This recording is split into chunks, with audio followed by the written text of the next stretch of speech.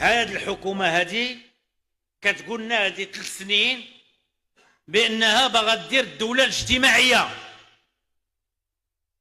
هو في الأصل خصكم تعرفوا بأن هاد الأحزاب خاصة الحزب، مع التقدير والاحترام لمن يمثل هذا الحزب في هذه القاعة، لكن ما نقوله هو ما نقوله وطنيا، وبالتالي ما يمكننا إلا نعاودوه كذلك هنا. هذه الحكومة بالأحزاب اللي كيقودوها أساسا جوج الأحزاب منها ما عندهم علاقة لا بدولة اجتماعية ولا بشي مرجع ديال الدفاع على القضايا ديال المواطنين، ولا بشي استعداد فعلا أنهم يخدموا هاد الملفات الكبيرة اللي كاينة في بلادنا. هاد الشيء اللي كيديروه لحد الآن نقولوا لهم بعض الإيجابيات داروها في الماء ولا في بعض الإمكانيات الاستثمارية اللي داروها هنا ولا هنا طبعا، لكن ما فيها بس ناخذوا بعض القضايا اللي هي أساسية وما غنستعرضهاش كاملة، وغنبدا بهذه اللي صيفطتيو لي عليها الورقة. نبداو بواحد المسألة، غير فسروا لنا في هذه الحكومة شنو درتيو باش تحميو القدرة الشرائية ديال المواطنات والمواطنين أمام الغلاء الفاحش.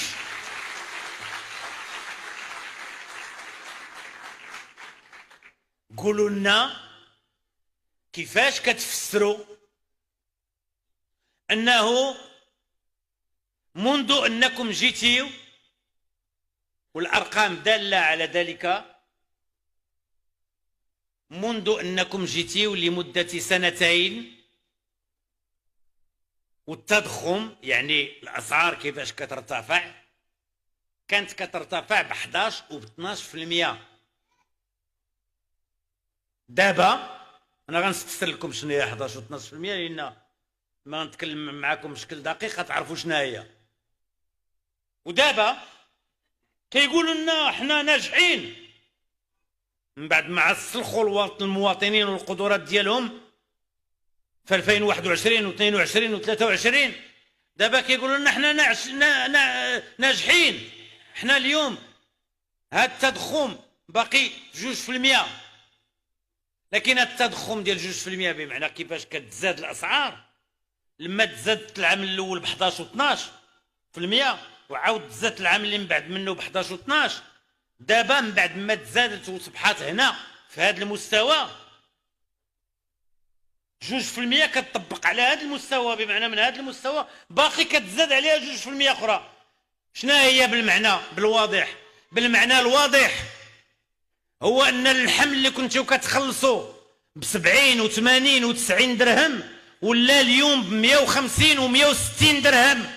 هذا هو الواقع ديال المواطنات والمواطنين، وبأن الكلفة ديال جميع المواد الغذائية والخدمات الأخرى كاملة ارتفعت بواحد الشكل فظيع. وهادشي اللي كنقولوه ماشي حنا فقط اللي كنقولوه، مؤسسات رسمية مختصة في هادشي، من ضمنها المفوضية ديال التخطيط أو المندوبية السامية ديال التخطيط، اللي كتقول هادشي وكتأكد بأن هذا ارتفاع عمرنا ما وصلنا له بهذا الشكل. واليوم جميع المواطنات والمواطنين عايشين واحد انخفاض ديال القدرة الشرائية ديالهم اللي كيفوق 82.5%، وفي مختلف الفئات الفقيرة طبعا، لكن الفئات الوسطى أيضا، وحتى بعض الفئات اللي مسك عليها الله كتشتكي من ذلك. بمعنى أنكم كتقولوا لنا شعارات وكتقولوا لنا الدولة الاجتماعية، وانتم جالسين عمليا كتاخذوا من فلوس المواطنين والمواطنات، ومن فلوس المواطنين والمواطنات كتبجحوا بأنه انتم رفعتيو من المداخل الجبائية كي درتيو باش رفعتيو من المداخل الجبائيه؟ منين جبتيوها؟ جبتيوها اساسا من هذا الارتفاع ديال الاسعار، من الضريبه على القيمه المضافه. لان لما كتخلصوا نتوما اي حاجه كتخلصوها، الطوبيس ولا اي خدمه ولا مواد غذائيه، ولا لما كتمشيو تشريو المواد المختلفه في مختلف المحلات التجاريه، راكم كتخلصوا واحد الضريبه على القيمه المضافه كتسمى التي في بالفرنساويه. هذيك التي في هي اللي اليوم زادت لهم واحد الملايير ديال الدراهم في المداخل الجبائيه اساسا. هادشي ما ناتج جاي من ارتفاع ديال النشاط الاقتصادي وديال الاستثمار وديال المقاولات اللي كيتفرض عليها الضريبه على الشركات او الضريبه على الربح او الضريبه على الدخل.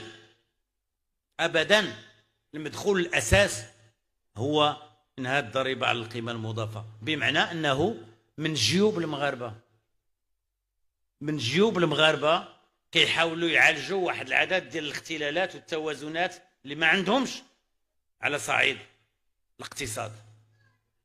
واليوم كل شيء كيكتوي بغلاء الاسعار. وباش بداونا تذكروا ذلك، لان الشعب المغربي ما يمكنش ينسى انه بداونا مع هذه الحكومه بالخصوص بارتفاع صاروخي ديال الاسعار ديال المحروقات، ديال ليسونس، ديال الديزل، في تعبير صارخ على تضارب ديال المصالح بين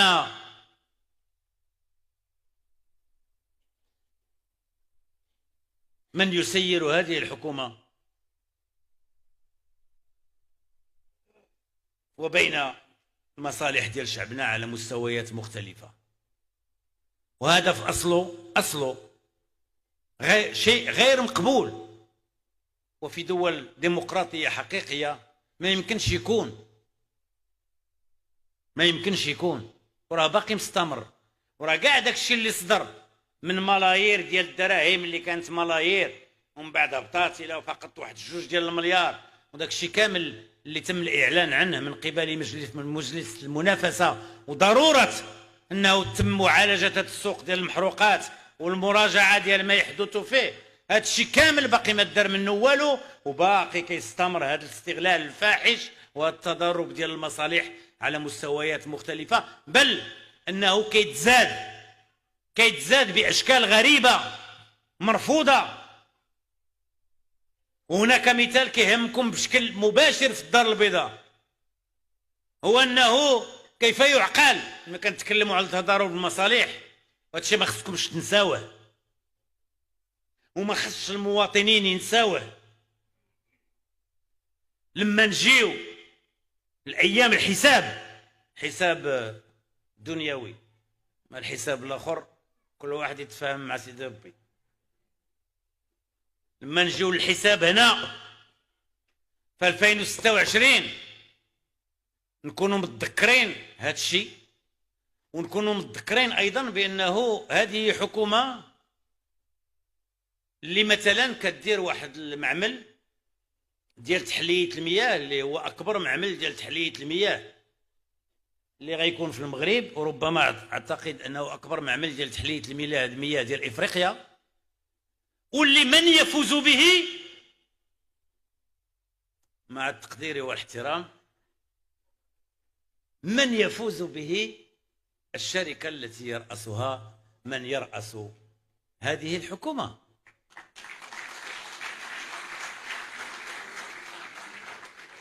وزيد على ذلك ما يقع في واحد المخطط الاخضر اللي تقالنا بانه راه هو اللي غيعتق المغرب، هو اللي غيجيب جميع الحلول. غنعطيكم فقط خلاصه واحده بالنسبه لهذه الحلول باش تكونوا عارفين. قالوا لنا حنا بهذا المخطط الاخضر غنديروا به الاكتفاء الذاتي، وفي الواقع ماشي مع هذه الحكومه هذه 14 عام، هما كيقولوا لنا 14 زيد عليها 3 17 عام. هما كيقولوا لنا بانما غيديروا الاكتفاء الذاتي بهذا المخطط الاخضر. شنو هو الاكتفاء الذاتي؟ بمعنى المغاربه غيقدروا ينتجوا فلاحيا جميع المواد اللي هما محتاجينها من حبوب وخضروات وغير ذلك وفواكه وغير ذلك باش نضمنوا الامن الغذائي ديالنا. ما نحتاجوش نجيبوا شي حاجه من برا. اليوم النتائج ديال هذا المخطط كنصدروا 77 مليار ديال الدرهم ديال هذه المواد.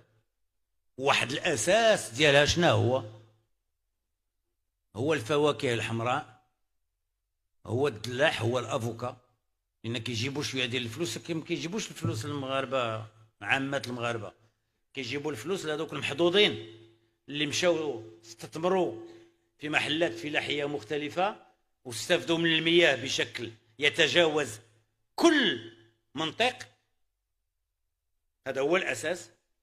77 مليار، وكنستوردوا 90 مليار ديال الدرهم ديال المواد الغذائيه المختلفه. اين هو الاكتفاء الذاتي؟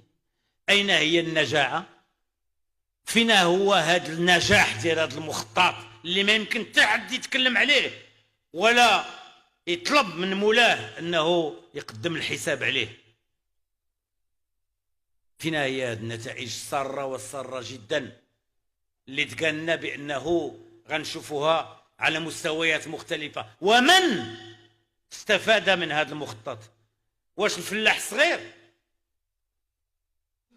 ولا واحد العدد ديال الناس من الفلاحين الكبار وواحد العدد ديال الناس اللي عمرهم ما قربوا الفلاحه ولكن اليوم تعطاتهم امكانيات هائله وضيعات فلاحيه بمئات الهكتارات بل بالاف الهكتارات في بعض الاحيان، واليوم صبحوا حتى هما مصدرين ديال المواد الفلاحيه وكيكنزوا بها امكانيات هائله ماليه. هذا هو الواقع اللي كنعيشوه اليوم، والدليل على ذلك هو ما يعرفه العالم القروي من تراجع في مداخله ومن أوضاع متردية ومن هجرة إلى المدن. والأرقام والإحصائيات الأخيرة اللي خرجت بها مندوبية السامية من بعد الإحصاء العام للدار دالة على ذلك. والبطالة اللي موجودة خاصة في العالم القروي، لكن أيضا في مستويات كثيرة أخرى. كتقولوا لنا بأنما درتيو الدولة الاجتماعية وبأنما انتم ناجحين في الأعمال اللي كتقوموا بها. كي كديروا باش تقولوا بأنما انتم ناجحين في الوقت اللي البطالة عمرها ما وصلت لهذا الشيء اللي وصلت له الآن؟ 13.7% ديال البطالة، 36% منهم من الشبان.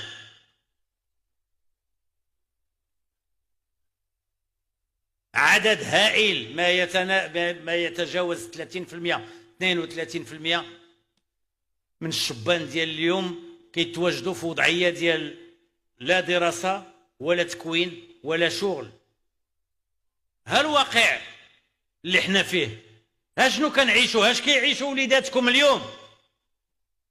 هلاش معرضين؟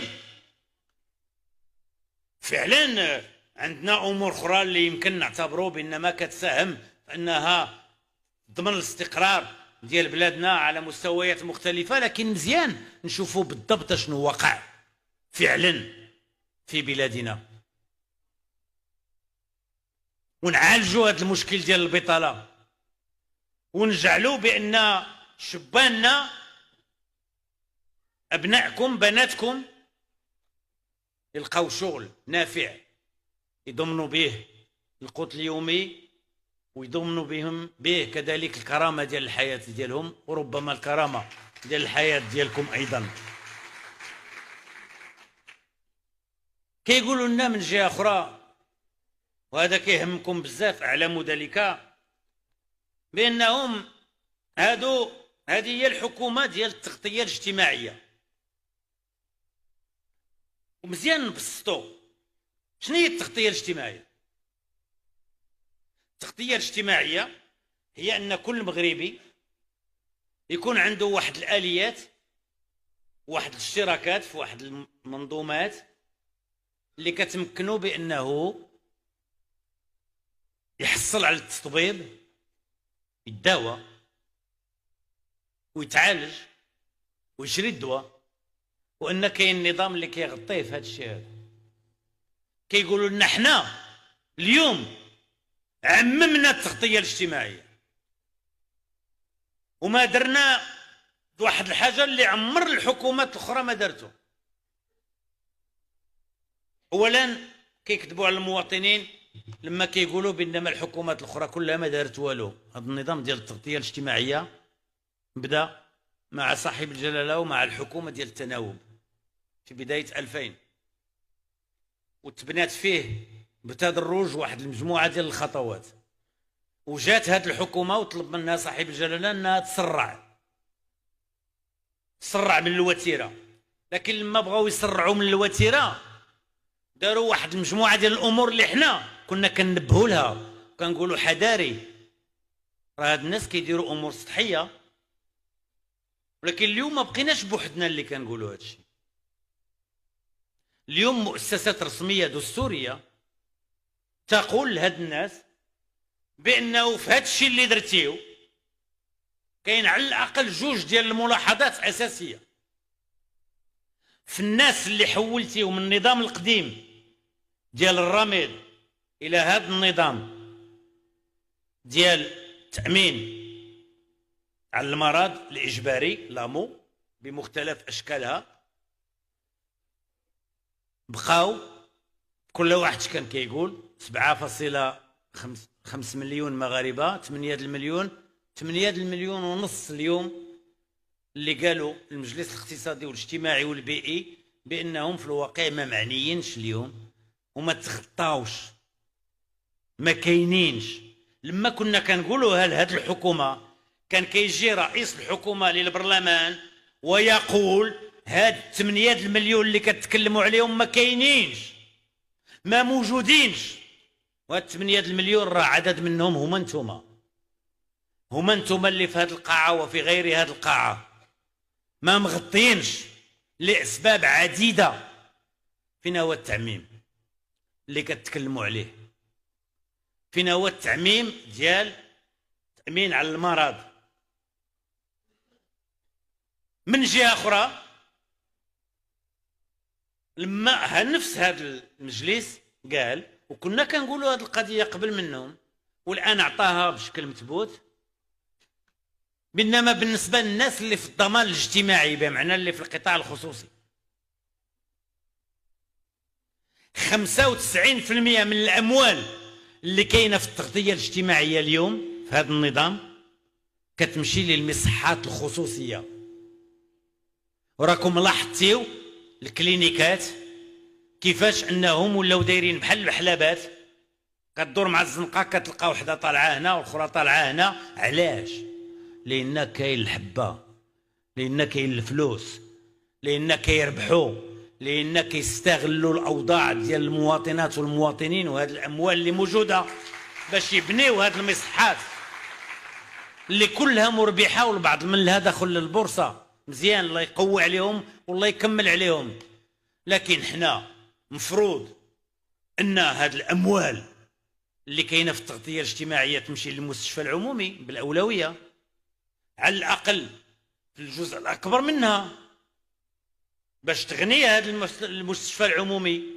حقا نعترف بانه هذه الحكومه في سياق ما قامت به الحكومات اللي قبل منها واللي كنا جزء منها كتبني مستشفيات جامعيه. اليوم كتبنى في الرشيديه، في بني ملال، في العيون، مستشفيات جهويه اقليميه.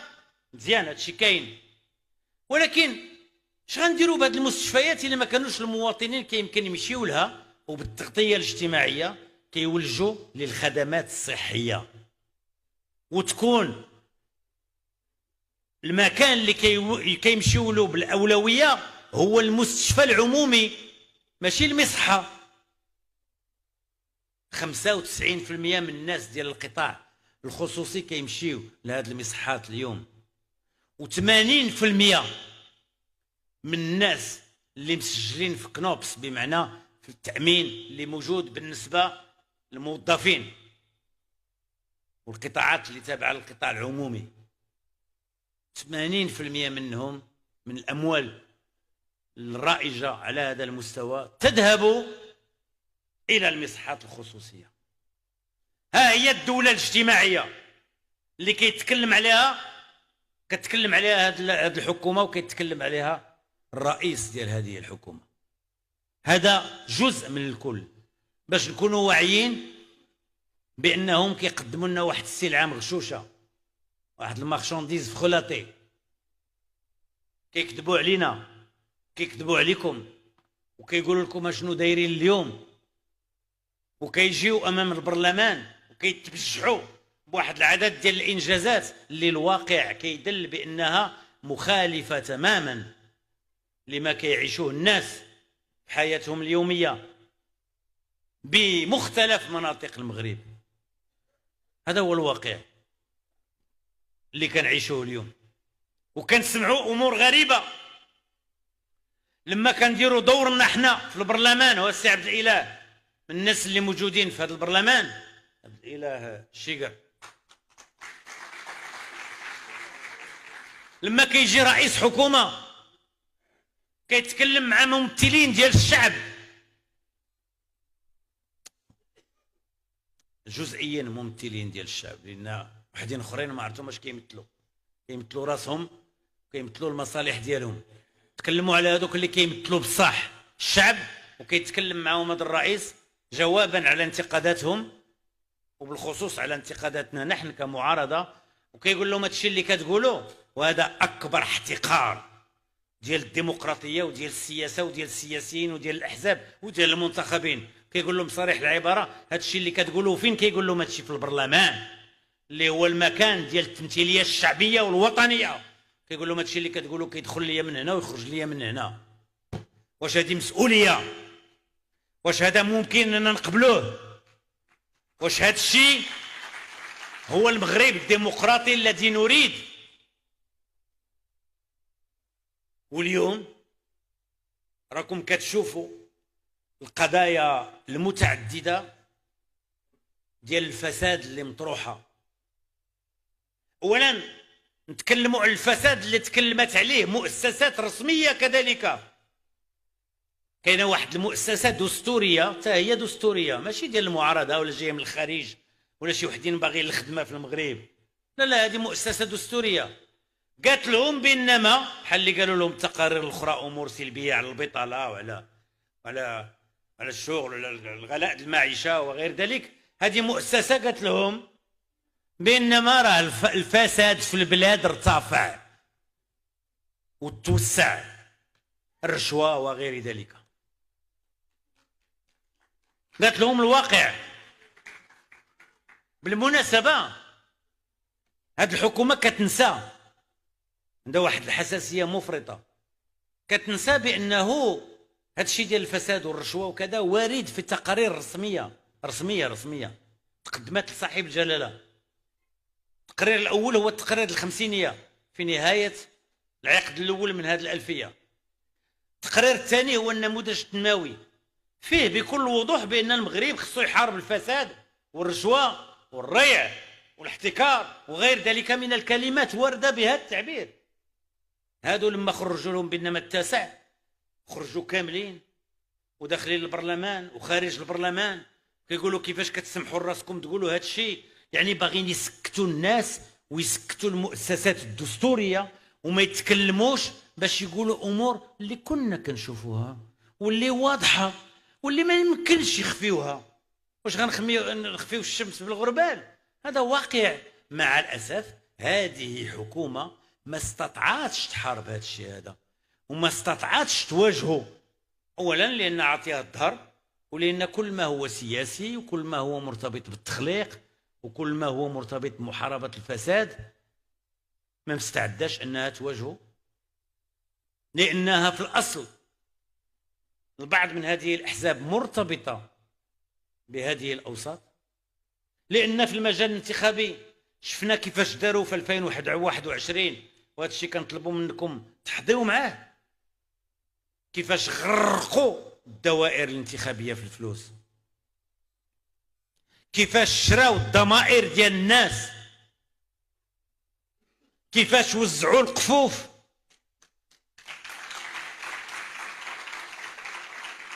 كيفاش الكاميونات كانت كتسارى في المغرب. وكنا كننبهوا الى ذلك وكنقولوا لهم ان هاد الناس اللي غتجيبوا اليوم للبرلمان ولبعض المجالس المنتخبه راه ماشي ما يسمى كما كان يسمى من قبل الاعيان، لان الاعيان فيهم وفيهم،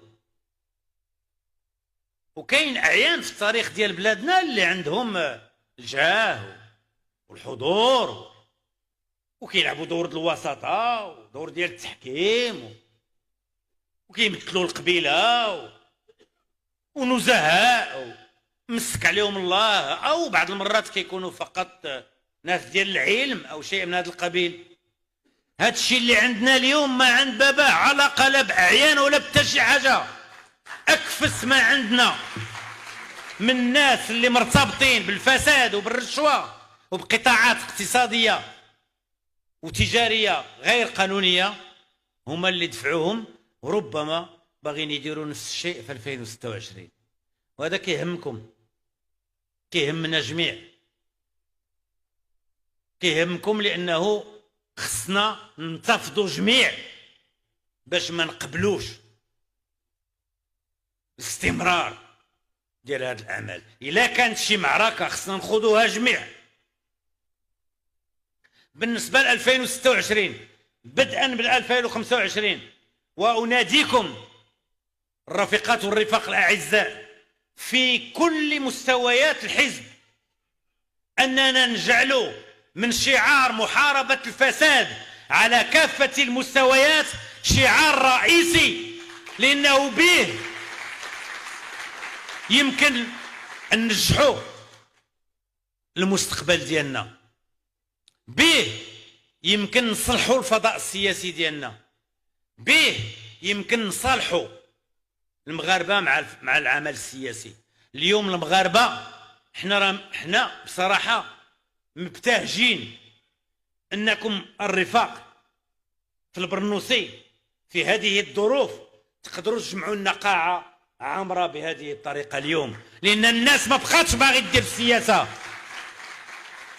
الناس هاربه لانها كتشوف شحال من واحد ها هو اللي في الحبس، ها هو اللي تابعينه في رئاسه جماعه، ها هو ما عرفتاش اش كتشوف، وكتشوف الناس والمنتخبين عاطينهم بالظهر، وبالتالي كيبان لهم بانه هاد المؤسسات اللي موجوده ما كتمثلهمش. والانتخابات الجزئيه الاخيره حتى في العاصمه ديال البلاد كانوا فيها في المشاركه الناس اللي شاركوا 6.65% ديال الناس اللي صوتوا في واحد الانتخابات جزئيه، بمعنى 93% تقريبا ديال الناس ما مسوقينش، ما شغلهمش، ما تايقينش، ما كيعطيو حتى شي مصداقيه لهذا الشيء. هذا خطر على البلاد، على الاستقرار ديالو، على حياتنا الديمقراطيه.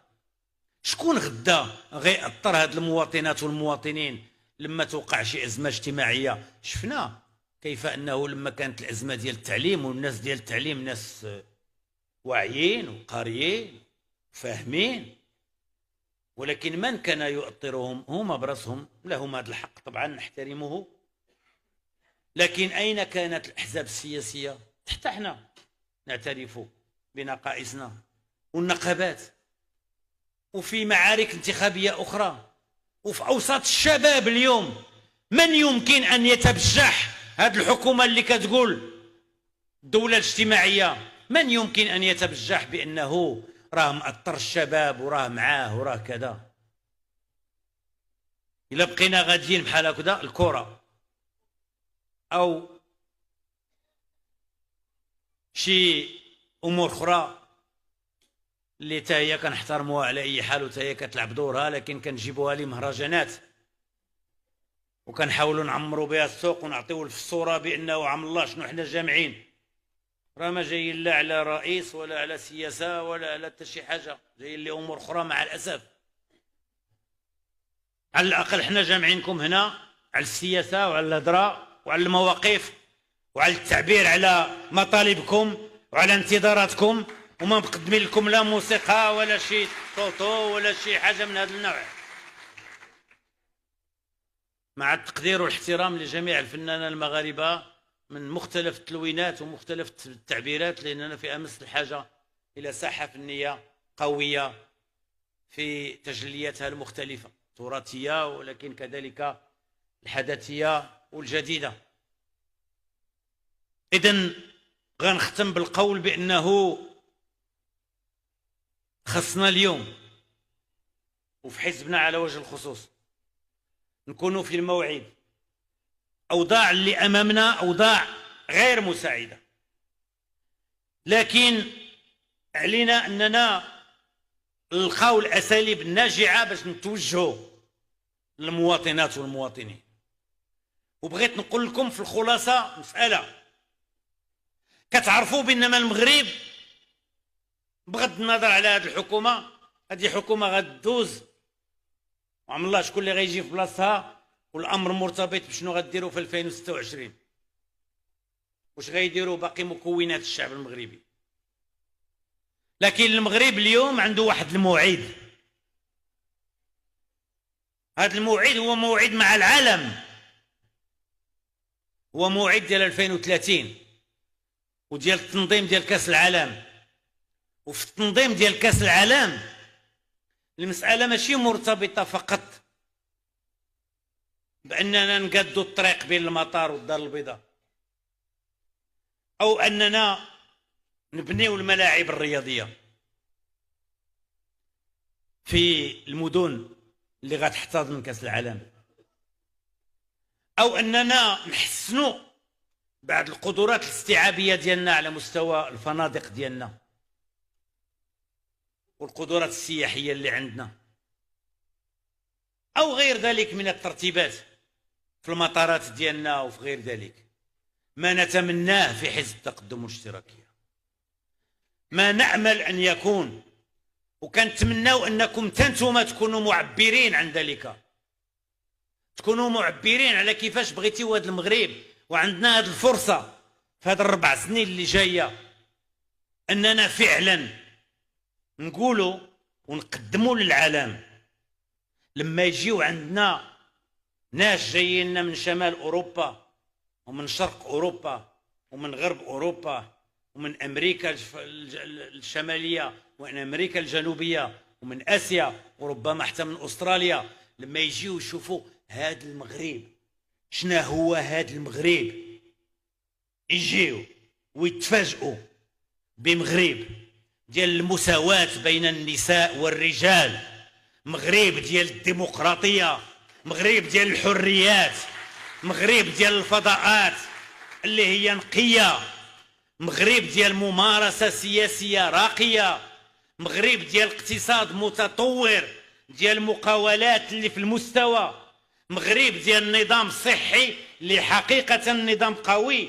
مغرب ديال نظام تعليمي عمومي أساسا اللي يكون في المستوى، مغرب اللي كنحترموا فيه البيئة وكنحترموا فيه ثروات اللي كننتجوها اليوم باش تبقى عندنا قدرة أننا ننتجوها كذلك غدا، مغرب اللي الشباب كيحتلوا فيه واحد المكان خاص وكنحسوا بأنما الناس معتزة بأنهم مغاربة نساء ورجال، مغرب اللي نتوما النساء تخرجوا هذا الوضع اللي نتوما فيه، ماشي بغيناكم تسيطروا علينا الرجال أبدا، لكن بغيناكم تكونوا في نفس المستوى اللي حنا فيه باش نحملوا جميع هاد البلاد والآمال ديالو والطموحات ديالو اللي هي طموحاتكم واللي هي أمالكم. شكرا على انتباهكم.